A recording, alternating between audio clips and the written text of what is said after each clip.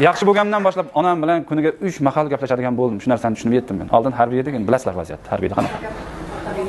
Kayfiyati yaxshi. 20 kunlarda onam aytib qoldi, bizlarda bug'doychilik, paxtashlik.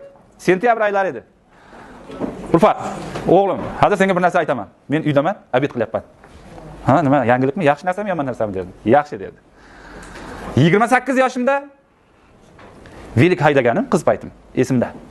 Lekin hozir 68 yoshdaman.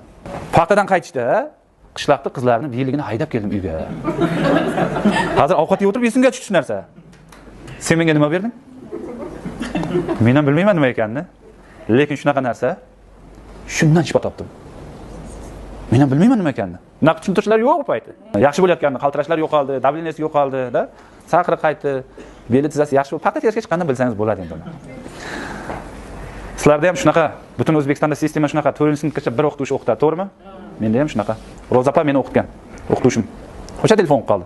O'g'lim, yaxshimisan? Alloh senga shifo bergan rost bo'lsin dedi. Lekin onangni ko'rdim dedi. Juda ham chiroylashgan, tetklashgan dedi. Og'izdan tamizmasdan seni maqtayapti. Unga bir dori olib bergan ekansan. O'sha dorini menga ham olib bera olasanmi o'g'lim dedi. Ro'za opa dedim. U qimmat dori dedi. Og'zimga urganday qildi Ro'za opa. Ufat, sen nima deyapsan? Meni sog'lig'imdan qimmat turadigan nima ekan u dedi. Gapirmay qoldim. Ro'za opa, sizga nima bo'ldi dedim. O'g'lim dedi. Sizlar maktab bitirib ketganingizdan keyin men insult degan kasallikka chalindim. Hozir meni chap tarafim ishlamaydi dedi. Lekin Xudoyimdan so'raydigan narsam bir narsa. Meni hali bolalarim yosh. Ular maktabda o'qiydi. Men hali ularga kerakman. Xudoyimdan, Xudo, 12 yildan beri so'raydigan duoyimda bir narsa, sog'lig'imni qaytarib ber menga deb so'rayman dedi. Bo'pti, misol Ro'za opa, men sizga zakaz qilib beraman dedi. Men qilmasdim, xotinim qilib berdi. Xotinim qilib berdi-da, endi Ro'za opadagi natijani aytaman. Qaysidir tumanda uchini o'tkazayotgandi. Qayerda yengil ish bo'lsa, darsda ustida turardi, yengil joyga meni jo'natardi komandir. O'sha payt Ro'za opa telefon qilib qoldi. Yig'lab telefon qildi. Birovga dori bersangiz qanday endi ahvol? Ro'za opa, nima, tinchlikmi? Bu xursandchilik, quvonch ko'zi. Xudoyimning qo'li yo'q dedi. Bu gap Ro'za opaning gapi.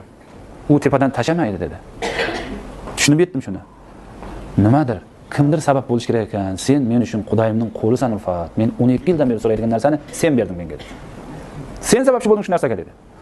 Men uyda devor ushlab yuryapman dedi. Ro'za opa yig'lab gapirdi. Men yig'lab bordim. Sabab mening kasal bo'lganim esimga tushdi. U kasallikdan yaxshi bo'layotganini aytdi. Nimaga? Dardi birdek joni bir. Siz kasal bo'lmagaysiz. Kasal bo'lib, siz dardingizni ikkinchi odamga aytayotganda u sog'lom bo'lsa, u hech narsa qilmaydi.